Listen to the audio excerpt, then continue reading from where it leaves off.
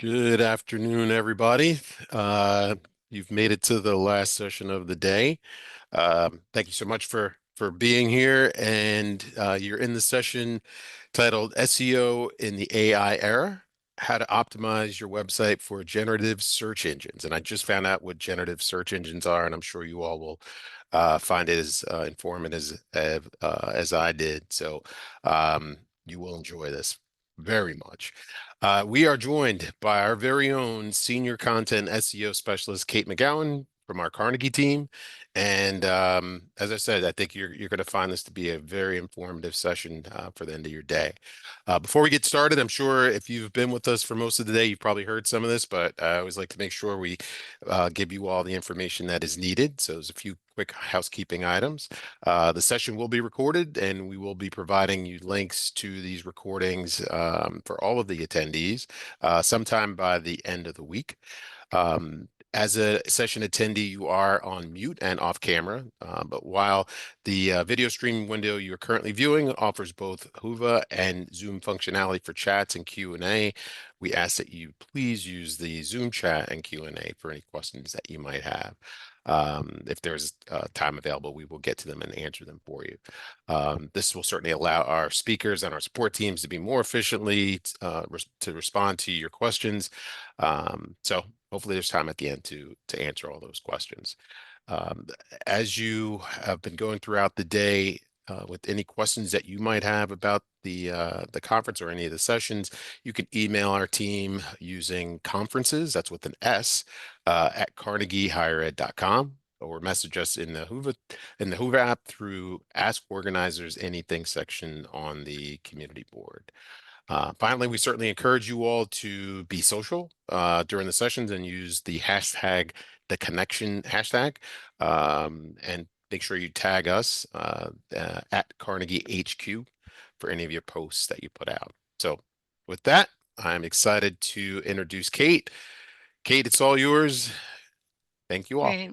Thank you so much, Kevin. Hi, everyone. Welcome to the last session today, SEO in the AI era, how to optimize your website for generative search engines. So first, I'll just briefly introduce myself. My name is Kate McGowan. I'm a senior content and SEO specialist here at Carnegie. I'm based in Austin, Texas, but I was born and raised in Central Florida. My alma mater is Rollins College. My Carnegie personality archetype, based on the colors purple, green, and yellow, is the adventurous and caring advisor. So we have a lot to talk about today about how to optimize for new generative search engines, but let's just address that first question that Kevin also had, which is what is a generative search engine? What are generative search engines? And I thought it would be fun to ask this question to a generative search engine you may or may not already have seen or may not already be using in your day-to-day web searches. So Google AI Overviews rolled out earlier this year to all Google users. They had been in a beta testing phase for about a year prior to that. So you may have seen these appear in your Google searches on your phone or on your computer. So if you ask Google AI Overview, what is a generative search engine? It tells you that a generative search engine uses artificial intelligence or AI to provide answers to user queries instead of just a list of links. If I were writing this, I would say that it could be in addition to a list of links as well. So pulling from different sources, as you see in this screenshot, such as Google itself, Search Engine Land, and the University of Washington Center for an Informed Public, the answer to the question says that generative search engines can provide direct answers to user queries, providing snapshots of key information with links to dig deeper. So it uses AI's ability to write natural language answers while using the World Wide Web as its source material. And since mid 2023, Bing and Google have both provided these sorts of experiences on their search engine interfaces called Bing Chat and Google AI Overviews.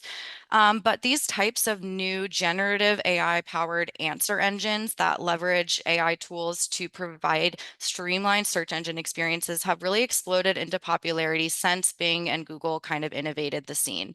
So in addition to Google AI Overviews and Bing GPT, two types of generative search engines we'll talk about today. There's many more that have appeared with various amounts of users who are using them daily. Perplexity.ai is emerging and very popular right now. ArcSearch.com, Waldo, Brave Search, SearchGPT, and honestly, the list goes on in terms of new emerging search engines that use the capabilities of AI and the AI boom that we're in right now. So, what do generative search engines do? Generative search engines really act as a traditional search engine, but they leverage AI to summarize answers to queries by contextualizing multiple web sources.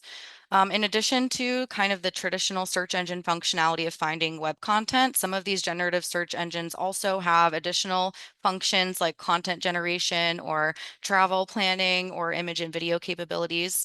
But overall, these answers are they provide answers to web searches. They present citations to support those answers and links to related content.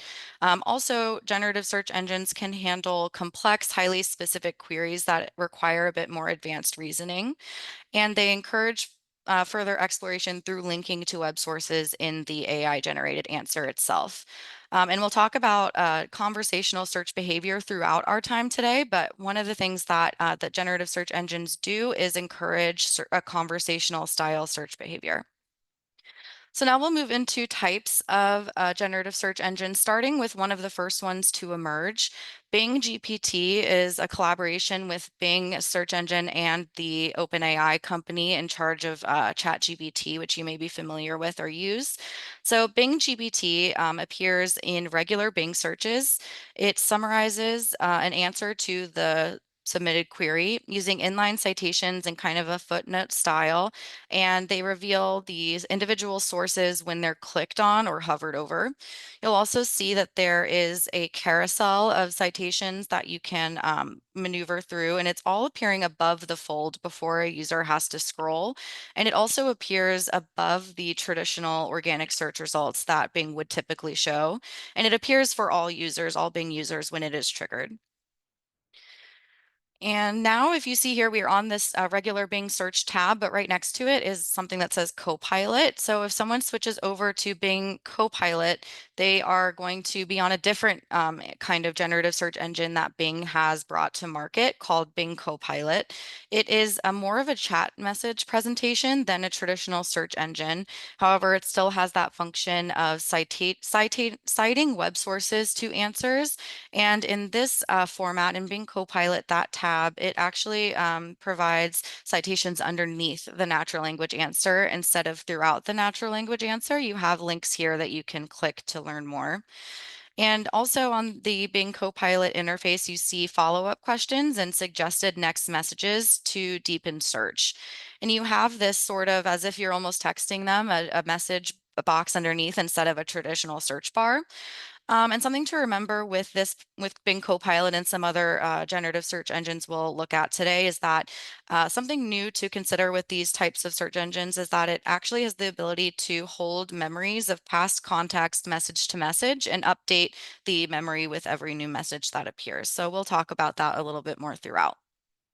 But next, we'll talk about the type of generative search engine that you might be most familiar with, or that I think that if you have seen any search engine provide an AI answer, it would be this one. So definitely let us know in the chat if you have seen these appear on your general Google searches.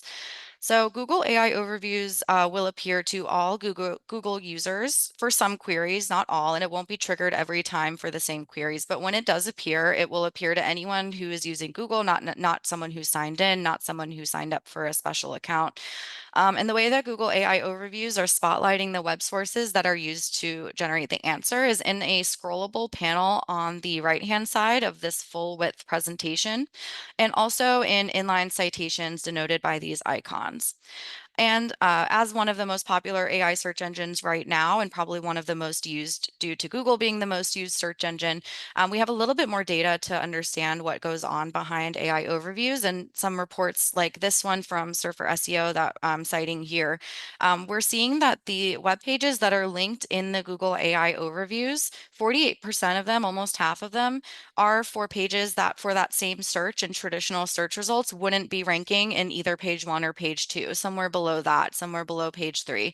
So that is interesting to note, seeing that this is a way that other kind of pages that won't necessarily be in your page 1 or page 2 every time, those actually will have a chance of being cited in the AI overviews. And we'll be talking about all different ways that you can optimize content to hopefully increase your chances of appearing in AI overviews and multiple different kinds of generative search engines.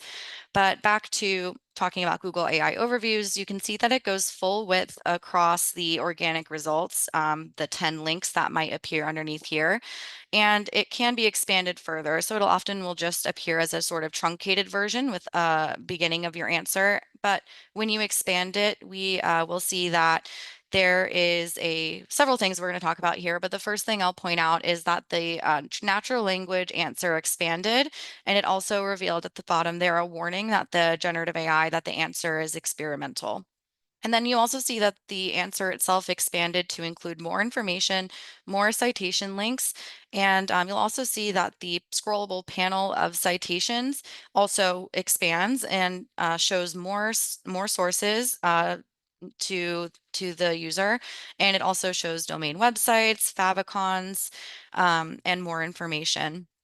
And you'll see that after the first piece of the answer where there's larger text or bold text is that first clickable link icon, that will pull up a citation of just the one page source that this information was attributed to. And then the link citations appear throughout to cite the sources that will appear in the scrollable panel. So even without clicking into the individual sources, the scrollable panel offers that visibility to users for the sources that were used to generate the answer. So similarly to how Bing has something in its traditional search results and also a chatbot style interface, in addition to Google AI overviews, Google has a search engine product called Google Gemini. And this type of product is on a separate website address from google.com. You will have to sign up for it, and there's a paid version as well that has the most capabilities. But it also has the traditional function of finding a natural language answer to the sources, or to the question that was asked. And then you'll actually notice that it answers in natural language first, and then it'll give an option for the user to check web sources and to cite them. So that is one extra step for users to cite the web sources on Gemini, but it really does spotlight each source when it does cite them. It cites one at once. So it is very visible for someone who is being cited in Google Gemini, though it is an extra step for users to select to view their sources. The next generative search engine that has emerged in the last year or so is Perplexity.ai. So in addition to Google and Bing, which were search engine giants already, Perplexity is a new company that came on the scene after the ability for LLMs like ChatGPT or Claude. Those were able to be used to create this tool. So it uses other LLMs like ChatGPT to summarize web results, and it organizes the cited sources as well. And as of October 2024, Perplexity reported that it had 10 million active monthly users. So it's definitely increasing in popularity and one to keep tabs on. And one thing that is interesting about the presentation of the answer is that it does have the sources up above the natural language answer, which is unique. But it also, if you keep scrolling, has a similar feature to Google's related questions. So it emulates this sort of accordion question and answer component that you guys probably see on your regular Google searches under related questions. So that's interesting about Perplexity AI. This is one that similarly shows summaries, inline citations, and it again has panel type citations for further exploration. And the final generative search engine that we're going to talk about today, there's many more, as I mentioned, that we haven't got the time to go over today, but we see that so OpenAI, the creators of ChatGPT, have announced in the recent months that they are creating a search engine product called SearchGPT, which will, in contrast to ChatGPT, will have real-time information from web results. So this is only in a beta test right now. So really, we only have sneak peeks from users that can access Search GPT. So I can't access Search GPT to create my own screenshot here. This is a screenshot, obviously not related to higher education, but you can see in this screenshot from users who do have access to the beta Search GPT that it similarly shows that an answer is pulled directly from or summarized from web content, also includes domain information and multimedia like images and a favicon. And speaking of multimedia, something to know about AI search results is that across all of the tools, the ones that you know about, the ones that are emerging, is that they regularly include images, YouTube videos, also directory profiles like business profile, Google business profiles, and information from there. Also, internet reviews, social media posts, and also even back-end components of your web page, such as meta descriptions and, as I mentioned, favicons can also appear alongside summaries of web content. So it's very much creating a multimedia experience. And now that we've talked a little bit more about what makes up the visuals of an AI search engine, the different kinds, the different variations, now we're going to talk about why, in addition to your traditional search engine optimization strategies, those are those are in place to help make sure that when someone Googles you, they can find you and that you can establish yourself as a brand of note in someone's search journey. Generative engine optimization, or GEO, is kind of an emerging facet of inbound marketing and search engine marketing that further adds an opportunity to earn visibility in the new channels of generative search engines with the same goal of SEO, which is getting your brand, getting your messaging, and your program offerings in front of students who are searching for information online or searching for institutions online. So I want to start this section out here with a quote from Emily Weinstein, who's executive director for the Center of Digital Thriving. According to the Hetchinger report, Emily Weinstein reported that more teens are certainly using AI now that these tools are embedded in more apps and websites, such as Google search. Quote, teens are telling us, I have questions that are easier to ask robots than people.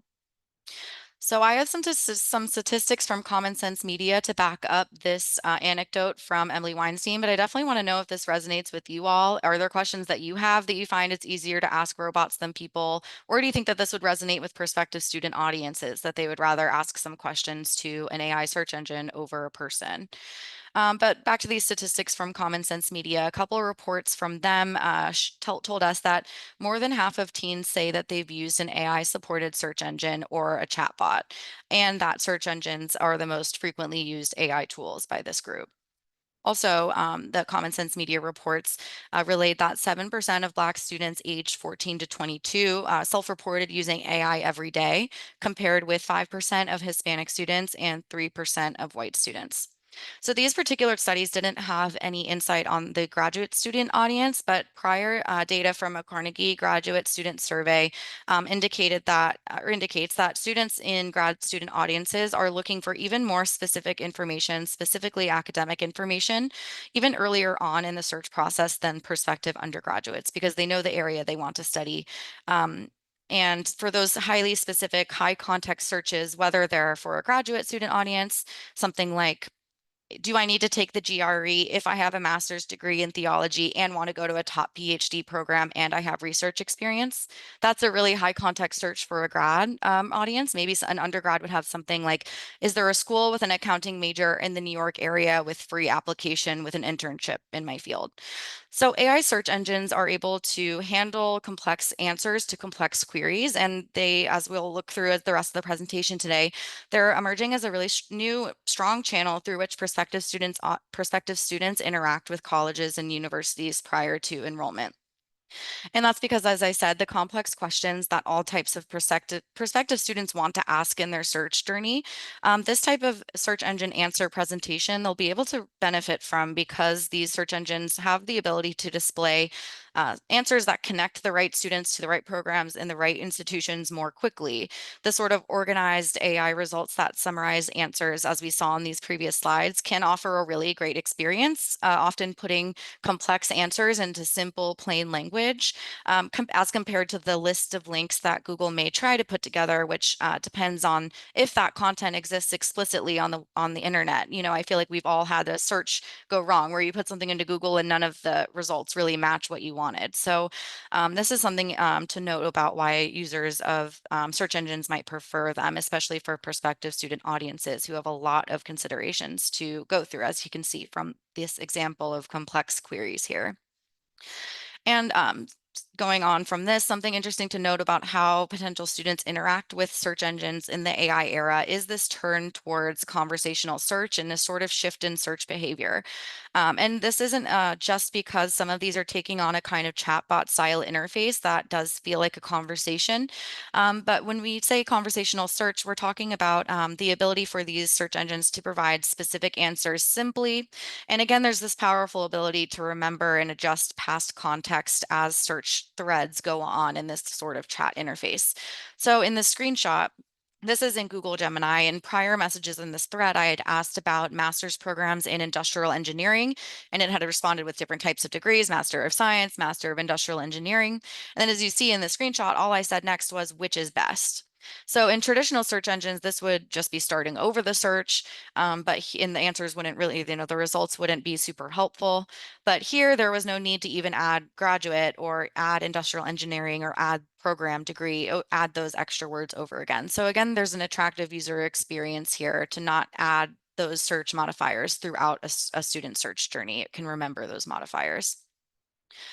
And next, we're going to talk about how higher education content does appear in the citations of generative search engines, which we have seen and tracked over the last 2 years since Google AI Overviews started testing in a beta format. So two main ways that higher education institutions content, from academic content and missions content, thought leadership articles, also video content, can be cited in AI answers to searches related to a general topic, an area of study, a specific degree path, a career field, and also student life. So as you can see and illustrated here, just to questions like day in the life at a particular university or nursing degree requirements, these .edu domains for higher education institutions are attributed to be the sources for the answer.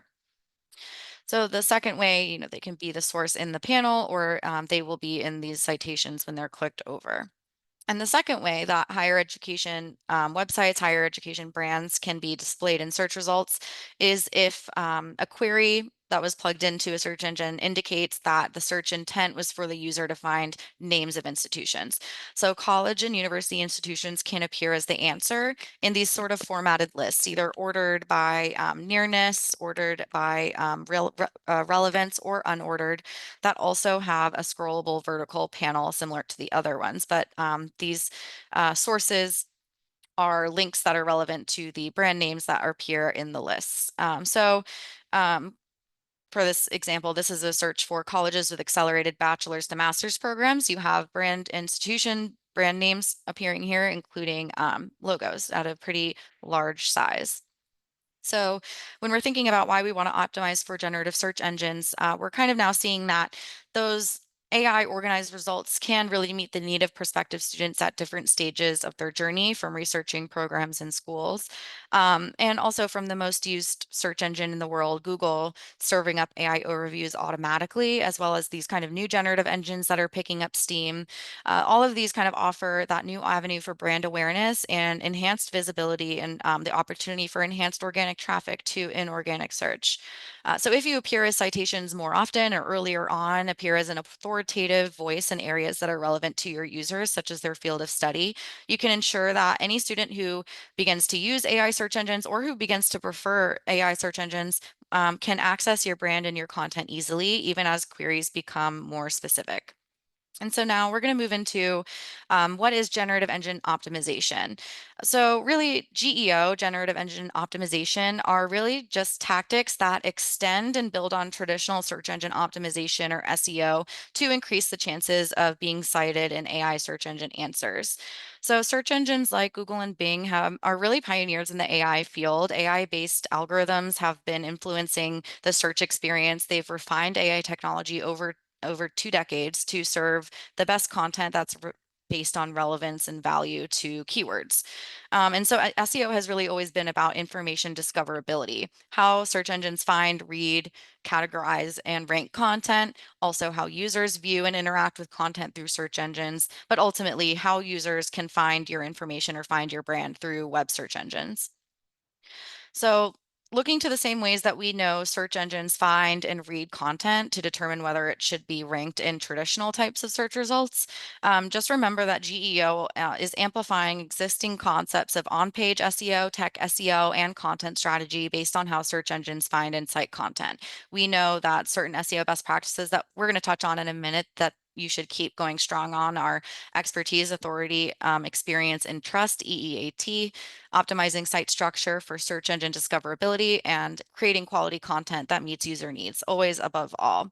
But we'll also be speaking to with GEO, trying to weave in some new aspects, new strategies to meet the new ways that AI search engines are interacting with users, focusing on question-based conversational search behavior and also optimizing for multimedia. So with that, I'll segue in how to optimize content for generative search engines based on what we know, that it's based on traditional SEO with some amplified aspects.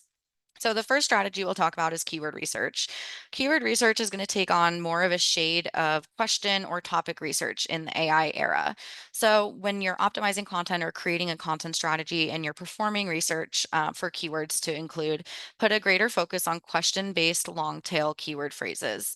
So something you can do is determine a topic of expertise or an area of authority, maybe a degree that you want to promote or a school you want to promote, and then perform question research. So a couple of ways that you can do that is in Google search results, looking at the related questions.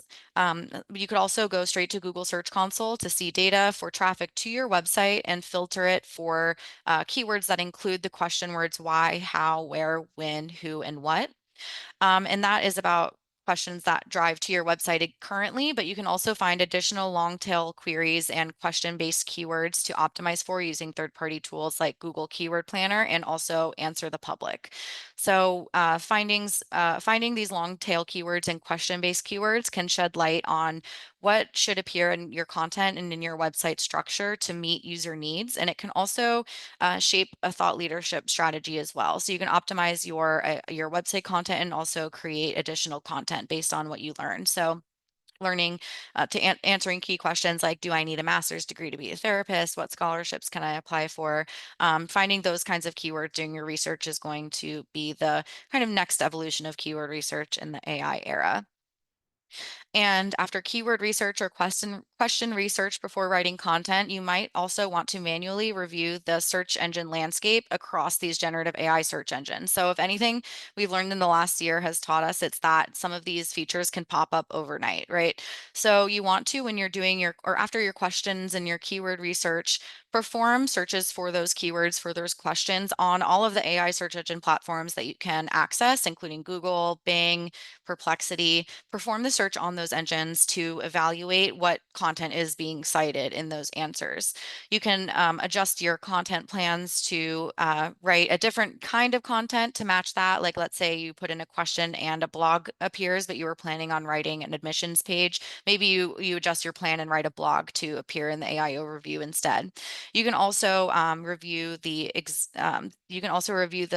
cited sources to strategize how you can create a better, more authoritative piece of content that can outrank what's already there. And some questions that you can ask yourself to guide what we're calling search experience research is, do AI answers appear? Do they appear automatically, or does the user have to prompt it? What type of content, as I just mentioned, appears in the citation or carousel panels? You'll want to pay attention to the page type, like if it's an admissions page or a blog or an academic program page, something like that. But in addition to the citations, you also want to ask yourself about what kind of answer is being generated in the natural language text. Is it very high level? Is it simplistic? Is it early on in the search journey, very general? Or is there very highly specific, robust information there that indicates that the query may be related to a user who's further in the funnel, maybe more knowledgeable and needs more specific information? Also, in the event that there's follow-up questions, related questions, suggested next searches, what are the follow-up questions and related things that appear throughout the results?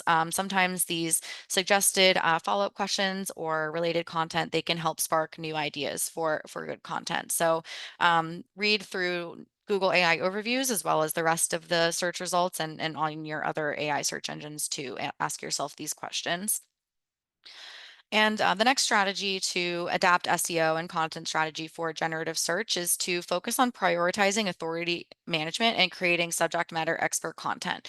So, to be known to search engines as an entity, you want to update and make sure they're accurate as well. Any online directory or social media presences, and this includes Wikipedia and Google business profiles as well.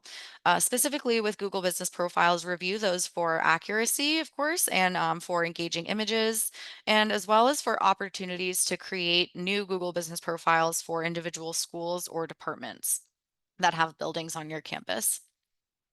And because we know that the more your brand is, we do know that your brand, when your brand is seen more as an authority, the more likely it is to be cited in generative search engines. So when you're creating your thought leadership strategy, we recommend focusing on just core pillars of knowledge. Like if you're known for nursing or if you're known for business, really not extending too much time or effort into writing content that is too far away from your core pillars of knowledge, really focusing on being an authority.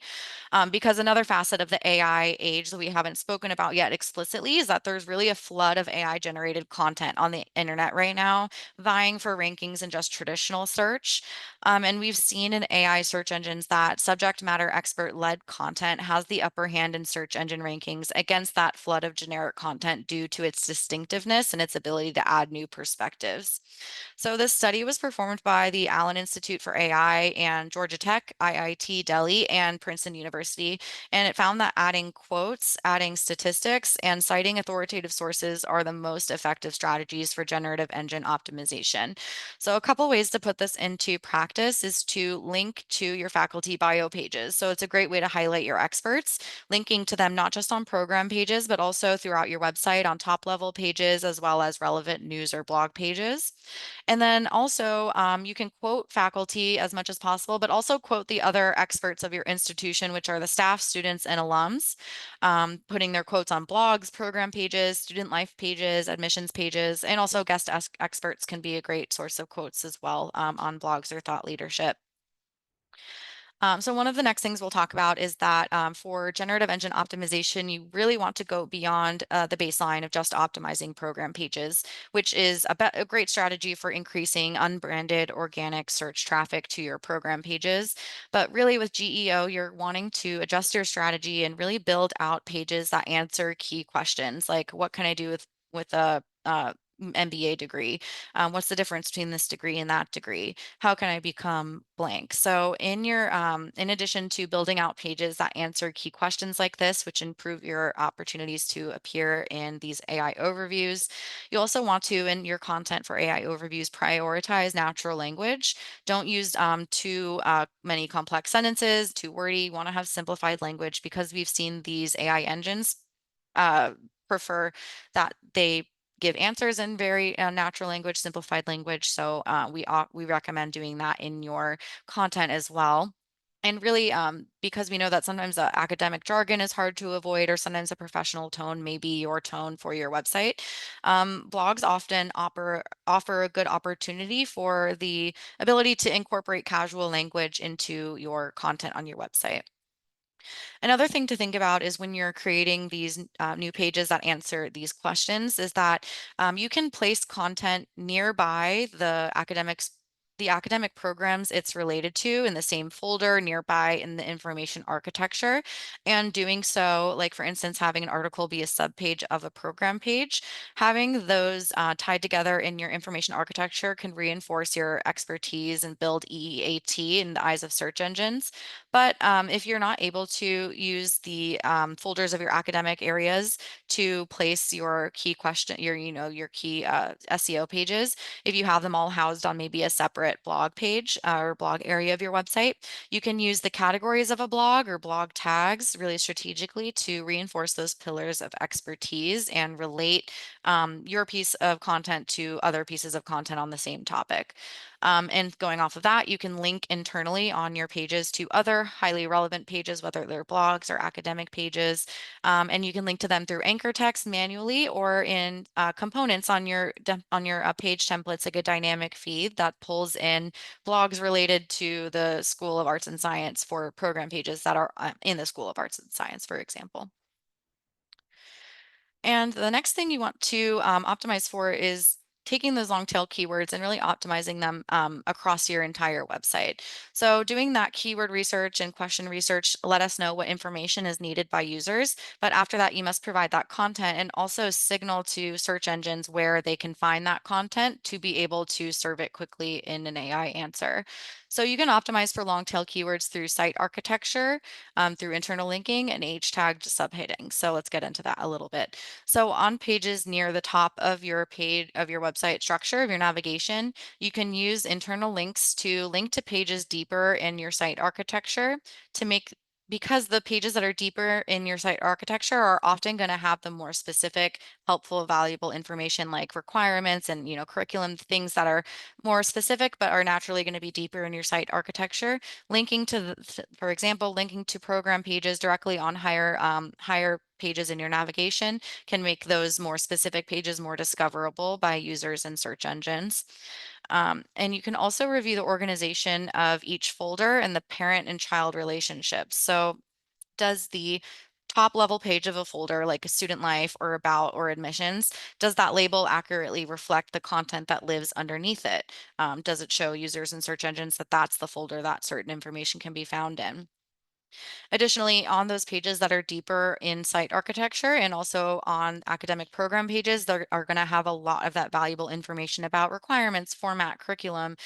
Use H2 headings on those pages to call attention to important information. So H2 headings not only are used by skimmers to find information, but when it comes to generative search engines and search engines in general, they will crawl a page and read its H2 headings in order to understand what information is there.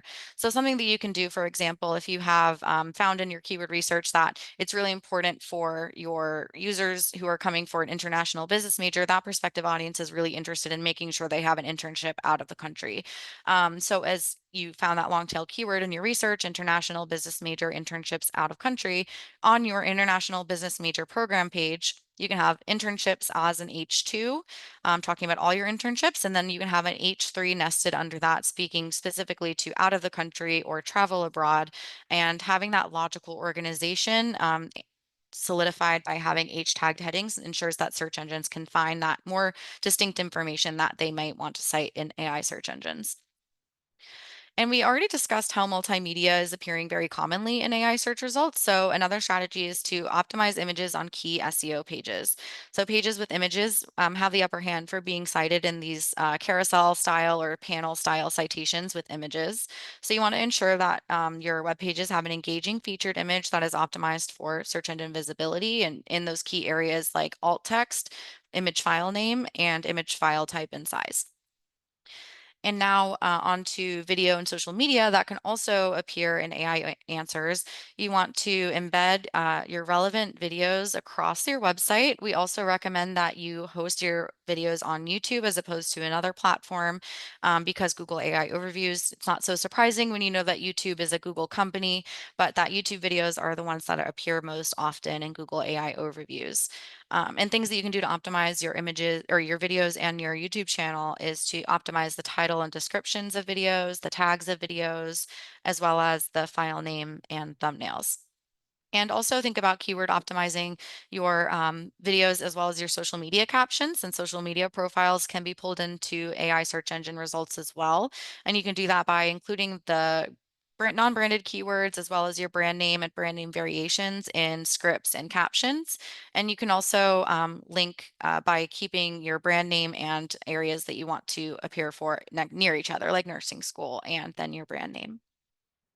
And the next thing we'll talk about is key areas of technical SEO that you may be familiar with already, but that are key for generative search engine discoverability. So optimizing page metadata like title tags and meta descriptions help signal to page relevance, page speed, implementing redirects, and also taking a peek at low word count pages are technical SEO strategies that ensure a good on-page experience, and that makes a page more valuable to rank or cite in search results. You can also use structured data when available, which are ways that Google can read the code to know to differentiate content, such as a faculty page. If a person type schema is used, Google can know that that's a person. And finally, want to optimize our crawl budget to make sure that Google and other search engines can crawl your website and rank your most important pages and also not rank pages that aren't important to you. So when new pages are written, make sure Google knows about them by submitting them for indexing in Search Console. You'll also want to keep your sitemap clean and up to date, as that is used by search engines to understand your web content. And finally, it's called a crawl budget because Google and other search engines will stop crawling pages on your website after a certain amount. So, to avoid and make sure that you have organic search visibility for the pages that you care about, you can place no index tags on pages that you know you don't really need organic search visibility for enrollment or advancement or other goals, like perhaps outdated event pages or catalog pages, for example. And then now that we've gone over technical and content related questions about generative engine optimization, you may have heard about potential impacts to traffic, and you also might want to understand how you'll know if you can appear in search results or if your content is appearing there. How would you know? But first, let's talk through whether you may see click-through rates or organic traffic drop here. Because of the question that perhaps users might not be motivated to click further into search results if a sufficient answer is displayed over, in the AI overview. It's important to know that when you're looking at your keyword or your traffic data after keyword or after SEO optimization, that the informational intent keywords are likely to trigger AI overviews in Google most often. Also, you want to always remember to weigh any decrease in clicks against the visibility and brand awareness that you might be gaining by being cited in the AI overviews. And another note is that in higher ed, our prospective student audiences have really high motivation to read content comprehensively, explore further, and take the next steps on a higher education website. So we're kind of lucky in that way that our users are highly motivated to continue to explore and click through content. And so we may or may not see a CTR drop for our industry. I want to shout out quickly that there's a white paper on SEO and higher education benchmark KPIs that my colleagues Lily Tobias and Kelly Peludot put together. You can find that on Carnegie's website to help you understand your specific data metrics more.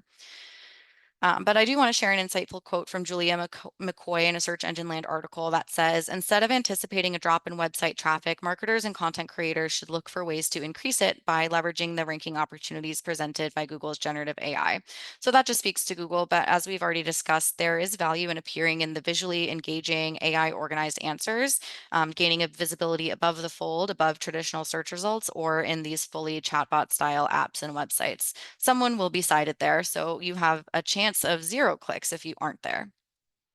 So how can you gain some more tracking clarity about generative engine answers and rankings of your website content? SEMrush is one of the first tools that is able to provide special tracking for AI overviews, but manual search experience research, as we discussed before, may be necessary to determine if content appears or if the AI overviews appear. Also in Google Analytics and organic traffic channel reports, you may start seeing users entering your website from different search engines other than Bing and Google. So keep an eye out for that. One thing is that it may be tricky to view your specific website clicks and click-through rates alongside keyword AI overview insights. So you might have to do some manual back and forth to align which AI overviews match with which clicks and click-through rates. So in conclusion, let's summarize the search behavior evolution we're seeing with generative search engines. So I'll also summarize the strategies we just went over. A shift in search behavior will impact search engine optimization strategies to meet students where they are because search is becoming more conversational, allowing search engines to build knowledge and adjust input based on previous queries, also handle multiple details parameters per query. So we may see students changing how they search. So pay attention to how keywords may change, queries get longer, how questions get phrased. And some final thoughts about what you should remember when optimizing for generative search engines is to optimize for answers to questions above all. Also, look beyond one piece of content to a content ecosystem that is built around your topics of authority, a topic cluster. Also, always all content should be high quality and well structured to be discovered and understood by search engines and users. And you also just want to be trusted to either give the answer or be the answer. And one of the ways that you can do that is to make sure that each page has new information unavailable elsewhere and your unique perspective, your unique subject matter experts. So with this in mind, like how we've been able to optimize for changes in search results like voice search and featured snippets, we don't really see generative search or AI search engines to be the end of traditional SEO, but really a new landscape that we know how to approach. So I hope after today, I hope you feel more ready for it. Thank you for your time, everyone, today. I'm going to pass it back to Kevin here. Yeah, thanks, Kate. This was actually amazing. We do have a few questions. Hopefully we can get to them all. There's a question asking, can generative AI programs read alt text for images that are on our web pages? hmm Yep. So yes, absolutely. So when we're talking about Google and Bing, they absolutely read image alt text. And like I just mentioned, some of the other tools are leveraging some of those same algorithmic systems and also leveraging the LLMs like ChatGPT and Claude. So we do see that the image optimization is key for both the traditional generative search engines and the new ones. They can absolutely take into consideration your images on a page while understanding it. Excellent. We had a question in regard to the AI tools that students under 20 are using. Any idea what AI tools they're using? Apart from search engines, I'm also curious about that. I know that ChatGPT remains the most popular one across that age group as well, but being so young, I also think about that they are probably likely using free tools. So anything that's probably paid is out of question. So that is the one insight that I have. But apart from search engines, I know that ChatGPT and Claude are the most useful in terms of, like studying. That is another use case for students. Excellent. I'll get one more here because I know we're out of time. Will creating more FAQs lead to better results with generative AI? And if so, do you recommend ChatGPT or something similar to generate FAQs? To generate, yeah. Well, the first part of the question is that FAQs is a really good opportunity to, as long as the page headings, like the H2s I was mentioning, as long as those are structured correctly and the answers provide succinct, clear, simple language answers, a fact page can be absolutely a great way to all in one page try to nail a bunch of different questions and answers. But I would just want to make sure to remind everyone that the page overall should be helpful to either a single audience or be very clear who the audience of the page is to make sure you don't get too many disparate questions about different topics on the same one. I would recommend against that, being very focused when you do an FAQ. And then also you can use generative AI tools to help write the copy, but I would always have the caveat that you should always have the human touch with your content, because we do see that Google and other search engines, they actually have decreased rankings for sites that they interpret to be putting out AI content. So while you can use AI, you should always make sure that your content sounds natural and that a human wrote it. That's my answer to that. Excellent. Well, for those other questions that we didn't get to, we'll be able to answer those in the Uva app. So we'll hopefully get some answers to you all. Thank you, Kate. Thank you, everyone, for attending this afternoon's session. There's so much more over the next 2 days, but this was a fantastic start. As a special offer, so this is pretty amazing. A special offer for those who have attended the connection. We're providing a free generative engine optimization analysis. So if you want to see whether your website content is optimized for Google's AI overviews, you can scan the QR code that you see on the screen, and then share us a page that you'd like us to review, and we'll arrange a quick call and provide you some real-time insights and recommendations. So that this is an amazing offer. So definitely, if you get the opportunity, scan this QR code and get that offer. And this is only available till November 15th. So scan it, do it as quickly as you possibly can before the 15th. Make sure you go back and check out the other sessions that are coming up tomorrow. The first session tomorrow morning is at 11 a.m. Our friends at Upsia, Jim Fong, who is the Chief Research Officer, is going to be doing a research briefing on connecting to the complex adult learner. So please check that out. Thank you all again for joining us today. Thank you, Kate, and everybody on the back end. Have a good rest of your evening and take care, everyone. Have a good night.